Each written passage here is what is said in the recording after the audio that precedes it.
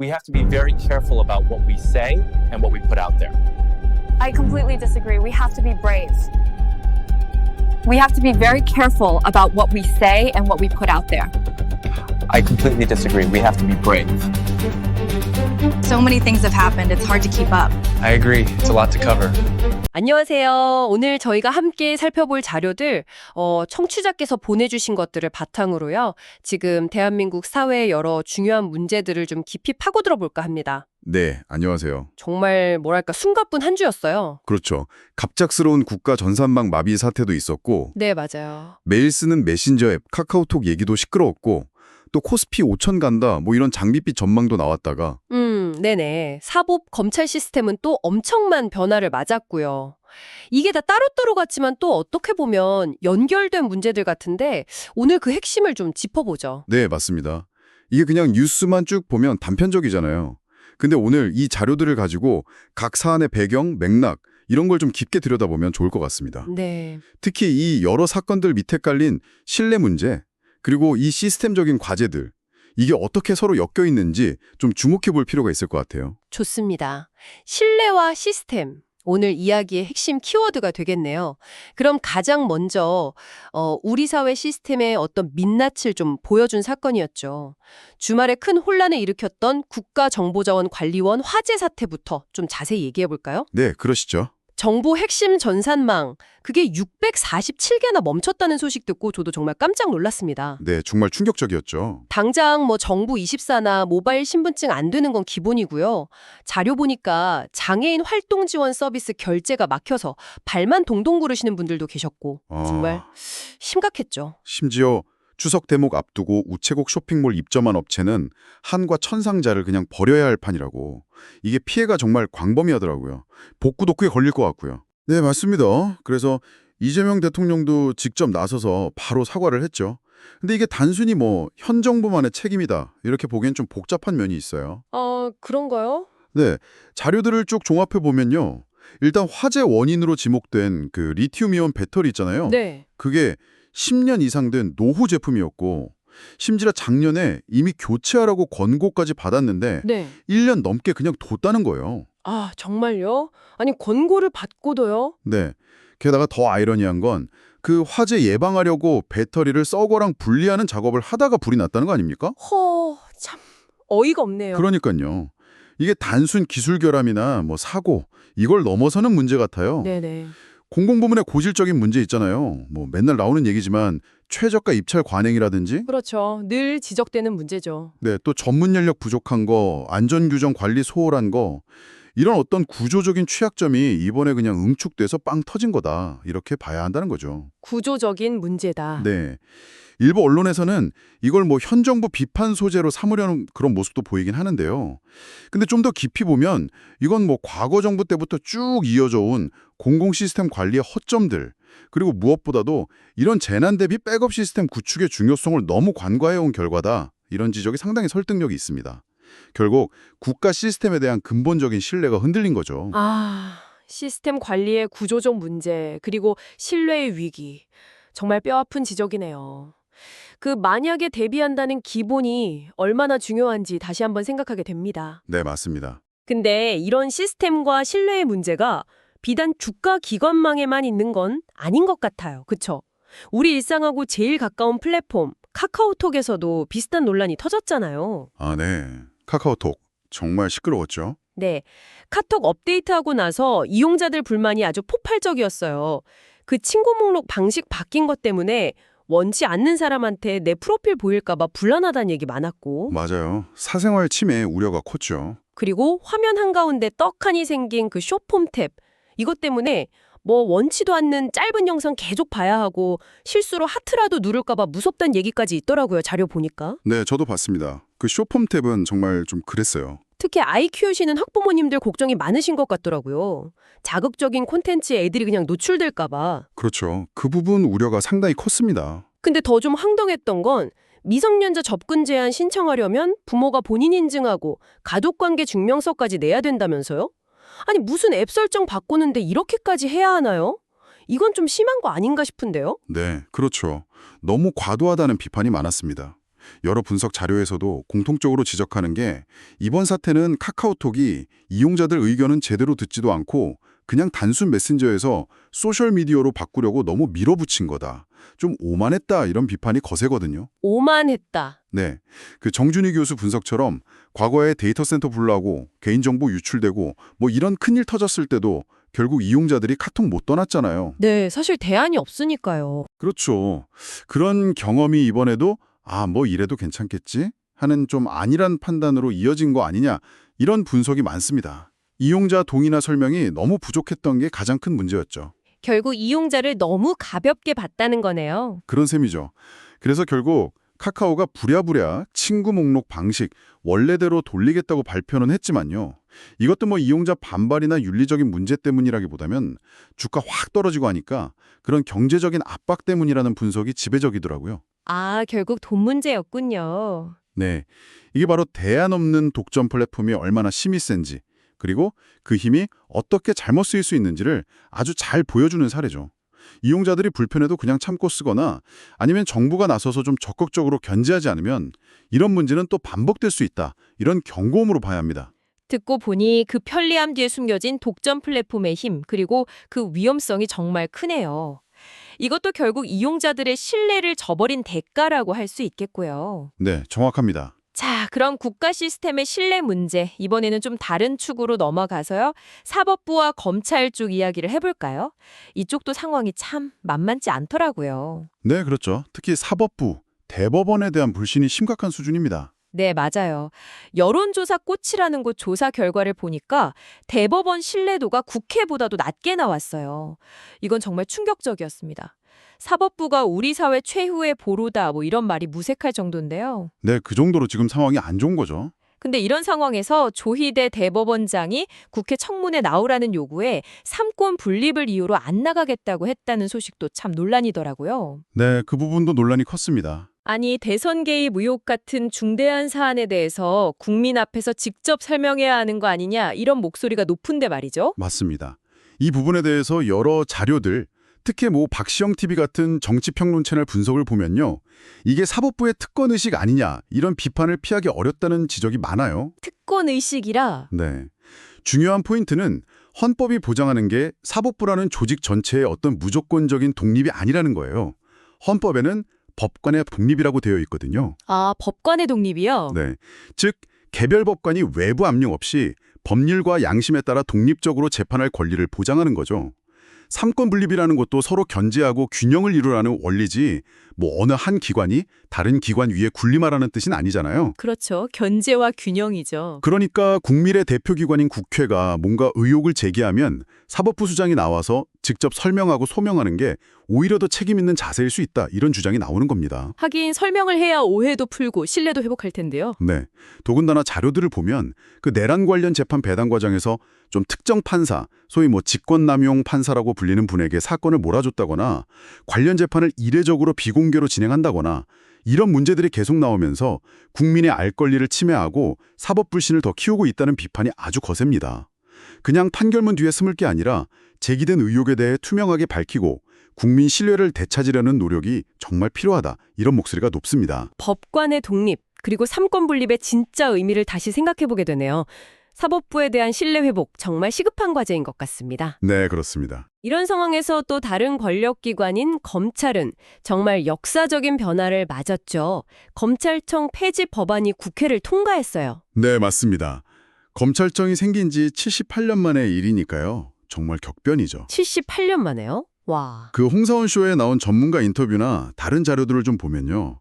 이게 단순히 뭐 최근 정치 상황 때문만은 아니고 수십 년 동안 쌓여온 검찰권 남용 문제, 그리고 이걸 바꿔야 한다는 국민적인 개혁 요구가 이제 응축돼서 나온 결과다. 이렇게 분석하더라고요. 오랜 기간 누적된 문제군요. 네, 특히 뭐 윤석열 정부 들어서 검찰권 행사를 둘러싸고 워낙 극한 대립이 있었잖아요.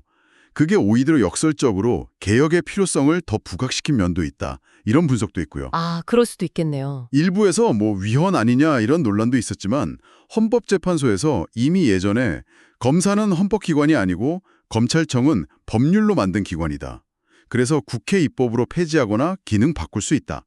이런 취지로 결정을 내린 적이 있습니다. 아, 이미 판례가 있었군요. 네.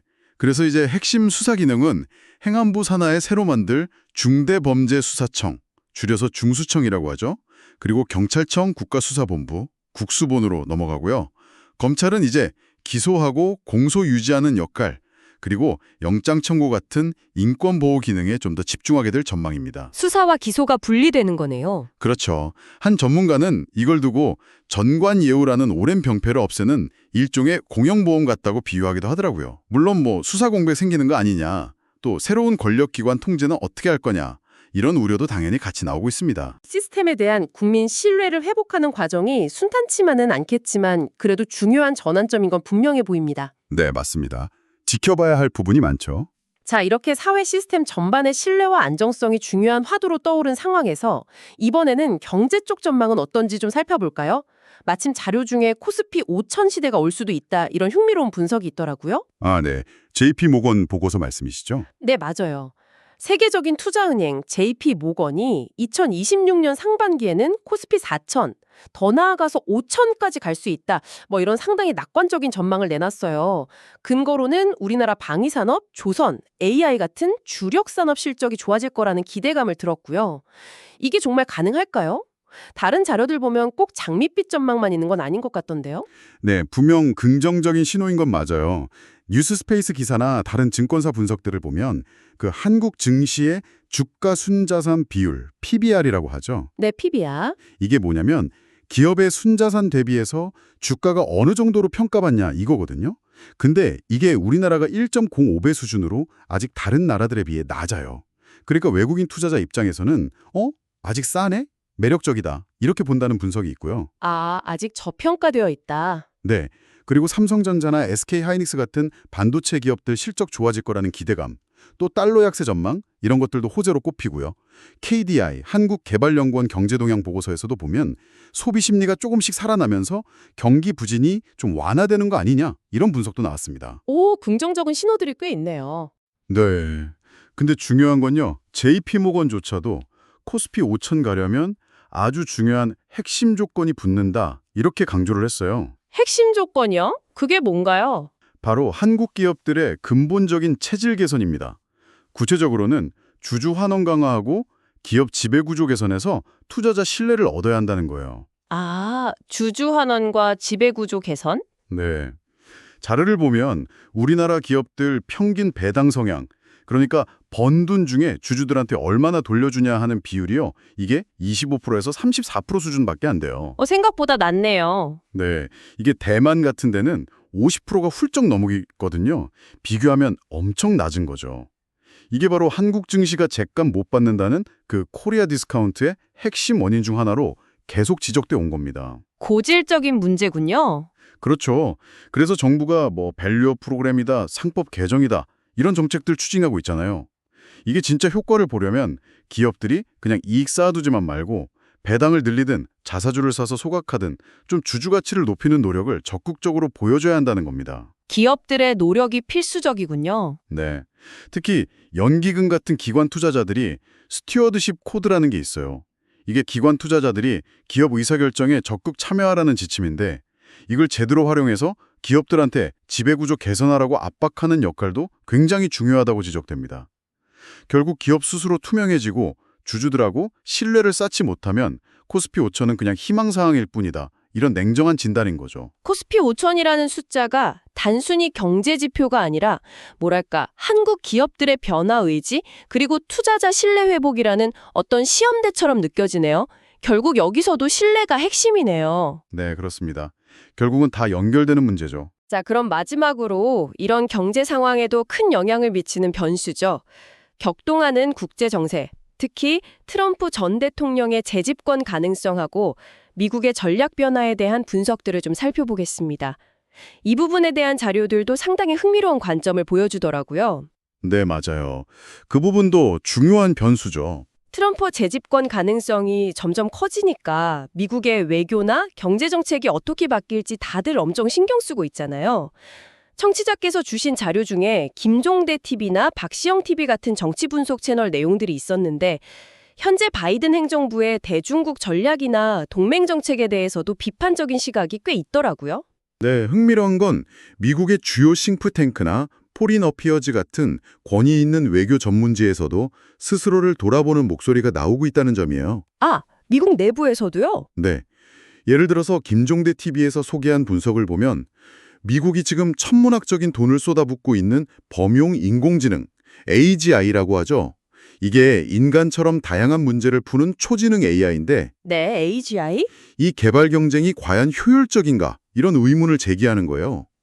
오히려 당장 산업 현장에 필요한 실용적인 AI 기술 개발에 집중하는 중국한테 뒤처질 수도 있다. 이런 경고까지 나오고 있고요. 오, 생각지 못한 관점이네요. 그리고 군사전략 측면에서도 비판이 나와요.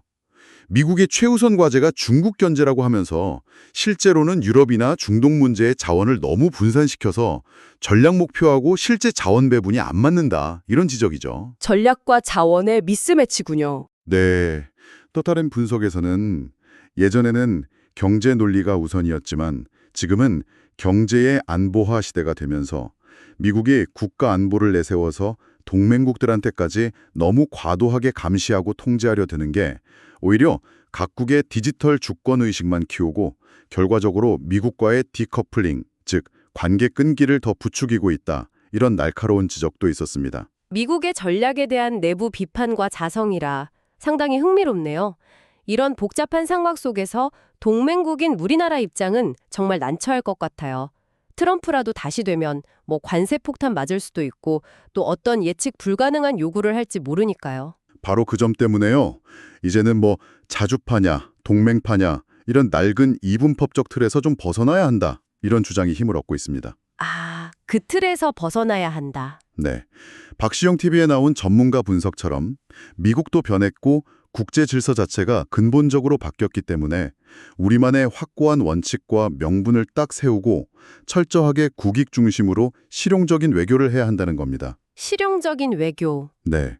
때로는 뭐 전략적으로 침묵할 수도 있고 때로는 국회 같은 다른 외교 채널을 통해서 우리 입장을 분명히 전달하기도 하고 사안에 따라서 아주 유연하면서도 주체적인 대응 전략이 필요하다는 거죠.